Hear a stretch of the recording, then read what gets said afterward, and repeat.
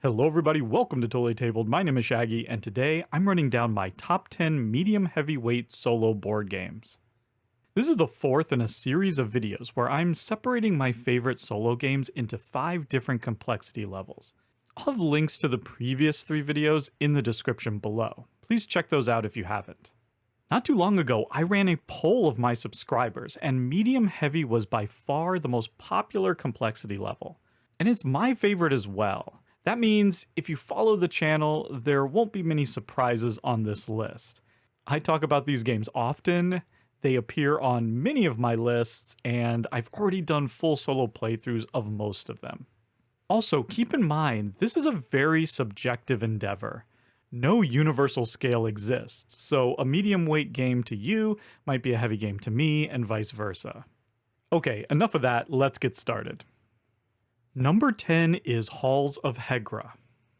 Halls of Hegra is a solo-only war-themed game that manages to combine a bunch of mechanisms into a compelling and thematic survival experience. You play as the commander of a group of Norwegian volunteers fighting an overwhelming German force from an abandoned mountain fortress in the early days of World War II. It takes its inspiration from other survival board games.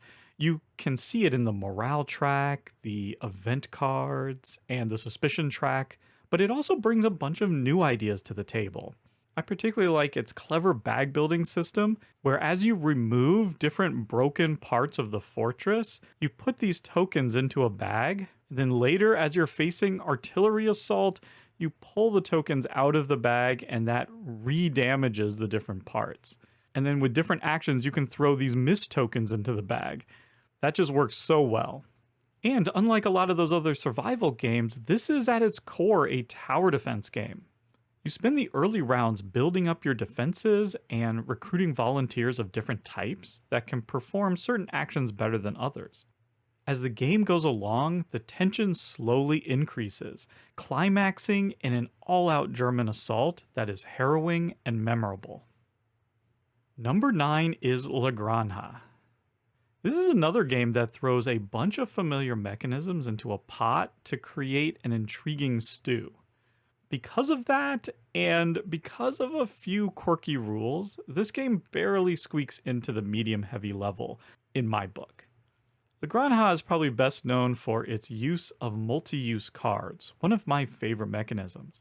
Each of these cards can be used in 4 different ways by physically tucking it under one of the 4 sides of your player board. So you might choose to improve your farm, or create a new field of wheat, olives, or grapes. Maybe you'll use the card for its delivery contract on top, or for the special ability at the bottom. This game also features dice drafting, area majority, and contract fulfillment. And the original game has a very simple solo AI that really lets you experience the game with very little overhead. The new Deluxe Master Set has a new, more complex solo mode, but unfortunately, I have yet to get it to the table. So who knows, maybe in the future this one might move up my list. Number 8 is Nemesis.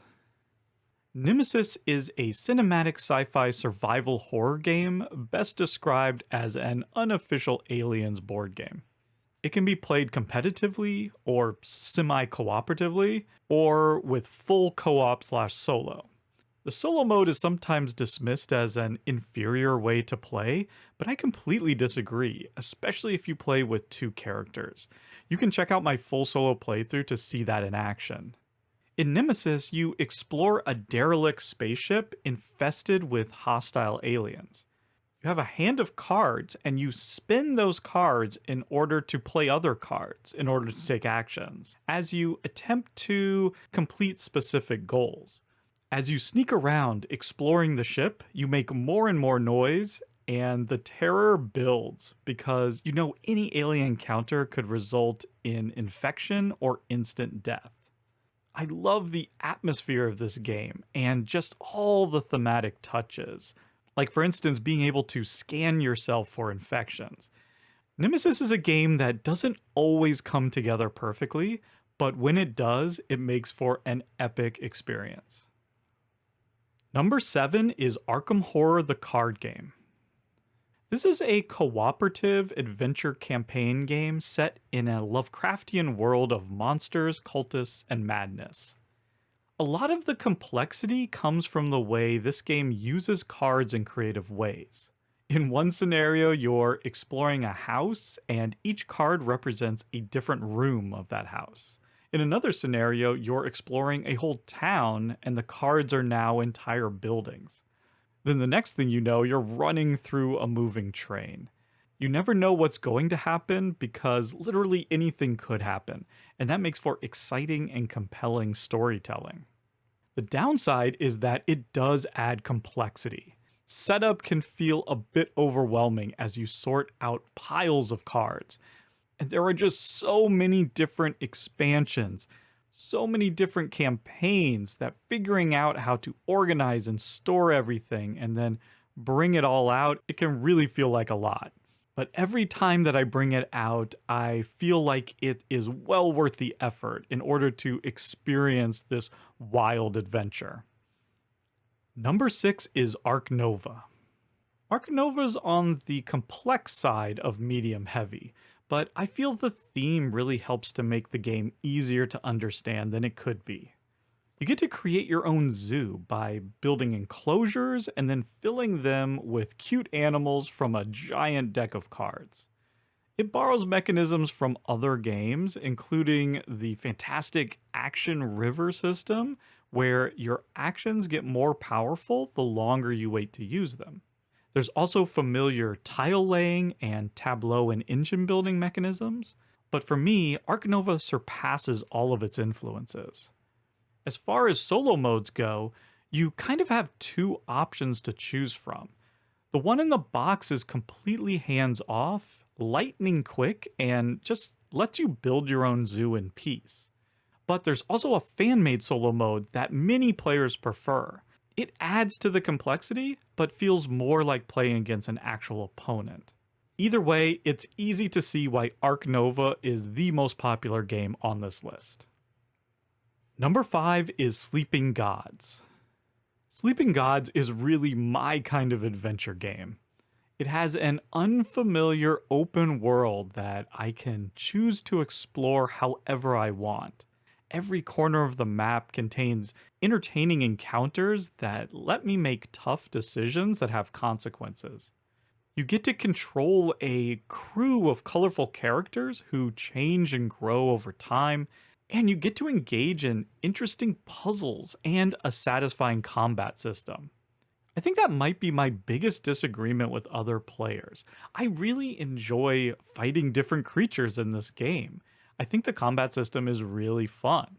But my favorite aspect of Sleeping Gods has to be its open world, which is something almost no other board game has managed to pull off, at least not this well. I love that I can just sail off into any direction in this vast sandbox and discover quests and secrets, treasures, and dangerous monsters, as well as friendly companions. The complexity does ramp up as you add special abilities to your enormous crew, and you have to manage all of these ship actions, but I never felt like that complexity got in the way of the stellar storytelling. Anytime I'm in the mood for an adventure, I'm always going to turn to Sleeping Gods. Number 4 is Obsession. In Obsession, you're attempting to rehab your troubled family's reputation in mid-19th century Victorian England.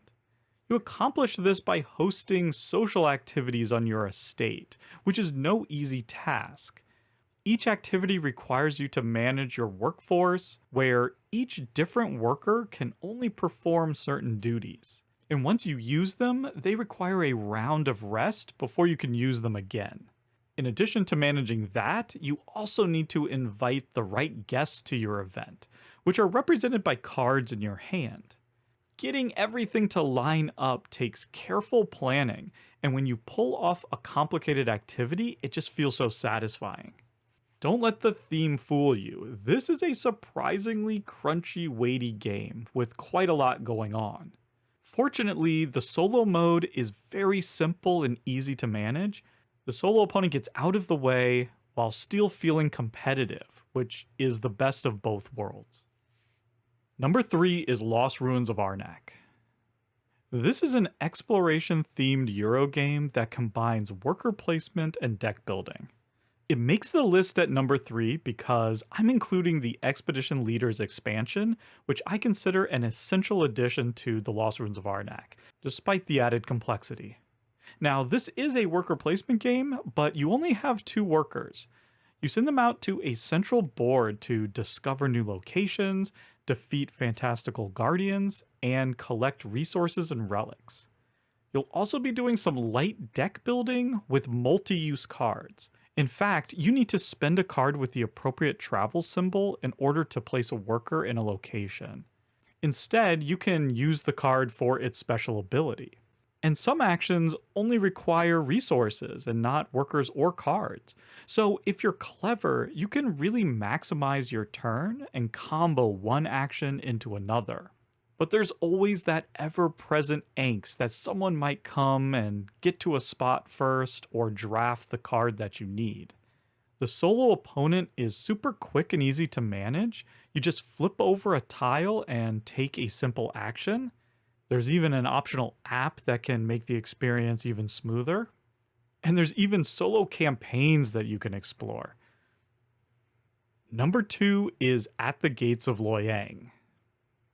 At the Gates of Loyang is close to being a medium weight game for me, but it barely makes the list here because, despite looking like any other farming, trading, strategy game, it feels and plays unlike any other game, which I think makes it a little bit more difficult to learn.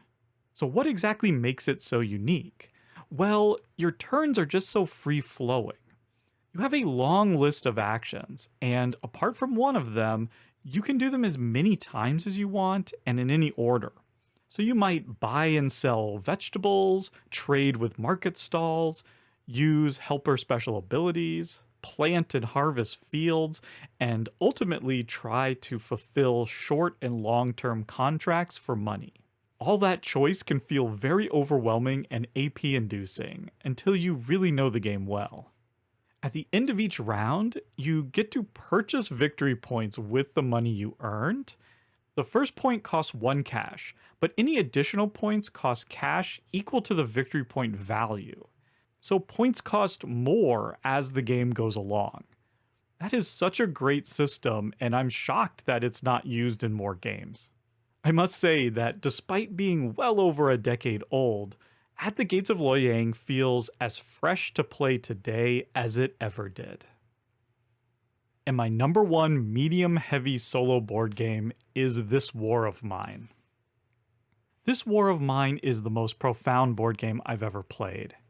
The side of the box says, "In war, not everyone is a soldier," and that perfectly sums up what this game is about. You play as regular citizens caught in the middle of a war, trying to survive the physical and mental toll. As you play, you'll encounter harrowing stories and often have to make gut-wrenching decisions and live with the consequences. And it's even more disturbing because these stories are based on real events. Despite its long playtime and heavy subject matter, This War of Mine is not as complex as it appears. The game kind of does what I do on this channel, and it teaches you the rules as you play. It's really quite effective, and it makes learning the game much less intimidating. This truly is a special board game. It's one of the few that feels like a meaningful experience to play, and that's why it's my number 1. And there you have it, my top 10 medium heavyweight solo games. What are some of your favorites? Please let me know in the comments, and while you're at it, like the video and subscribe to the channel. I'd really appreciate it. But until next time, thank you so much for watching, and goodbye.